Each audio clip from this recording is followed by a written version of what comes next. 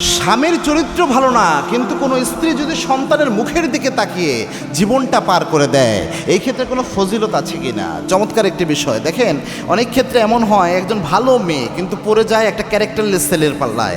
আবার অনেক সময় এমন হয় যে তার স্বামী অত্যাচার করে, নির্যাতন করে, মানসিক যন্ত্রণা দেয়। এটা একটা নারীর জন্য অনেক বড় পীড়াদায়ক। একটা নারী একবেলা না খেয়ে থাকতে পারে, একটু কম পরে থাকতে পারে, কিন্তু স্বামীর সাথে ভালো থাকবে না, এটা সে মেনে নিতে পারে না। একজন স্বামীর সাথে সে মানসিক যন্ত্রণায় ভুগবে, এটা সে মেনে নিতে পারে না। এটা খুবই মারাত্মক ভয়ঙ্কর একটা বিষয়। এটা করলে হলে একজন নারী ভিতরে ভিতরে ধুকে ধুকে মারা যায়। এই সব কিছুর পরেও যদি কেউ সন্তানের জন্য স্যাক্রিফাইস করে, এই সব কিছুর পরেও যদি সন্তান হয়, এরপরে সন্তানদের জীবনটা যেন নষ্ট না হয়, সন্তান যেন বাবাকে পায়, সন্তান যেন একজন গার্ডিয়ানহীন না হয়ে যায়, এই জন্য যদি কেউ জীবনটাকে কোরবানি করে, তার কোনো ফজিলত আছে কিনা? অবশ্যই আল্লাহ চাইলে ফজিলত দিতে পারে। যদি কোনো উপায় না থাকে, তখন আপনি কি করবেন? তখন এইভাবেই তো জীবন পার করে দিতে হয়। পূর্বের জামানার অনেক মহিলারা এমনিই পার করে দিচ্ছে, এই জন্য সংসার টিকতো।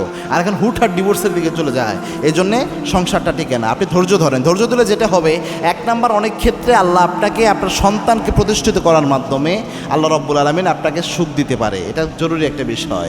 কেননা আল্লাহ রব্বুল আলামিন ইমানদার বান্দাবান্দিদের জীবনে যে বিপদ মুসিবতগুলো দেয়, এই বিপদ মুসিবতগুলো দিয়ে আল্লাহ পরীক্ষা করে।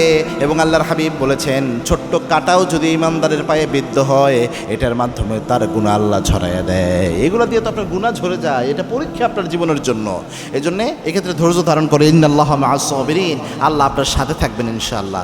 দুই নম্বর হচ্ছে, আপনি অনেক ক্ষেত্রে এটার আখিরাতে পুরস্কার পেতে পারেন এটার জন্য, যে আল্লাহ রব্বুল আলামিনের আপনি সন্তানের দিকে তাকিয়ে নিষ্পাপ সন্তান বাবাহারা হবে, এই জন্য জীবন পার করে দিয়েছেন। সন্তান যদি সফল নাও হয়, সন্তানও যদি আপনার সাথে গাদ্দারি করে, সেক্ষেত্রে আপনার জায়গা থেকে আপনি সর্বোচ্চ পুরস্কার আল্লাহর কাছে পেয়ে যাবেন। তবে মনে রাখবেন, যদি ব্যাপারটা এমন হয় যে আপনার বিকল্প পথ রয়েছে, আপনার এখান থেকে ছুটে গেলে বা এটা ডিসমিস করলে সেক্ষেত্রে ভালো কোনো ব্যবস্থা হতে পারে, পারিবারিকভাবে পরামর্শ করে মনে হচ্ছে এটাই ভালো, সেটা ভিন্ন হিসাব।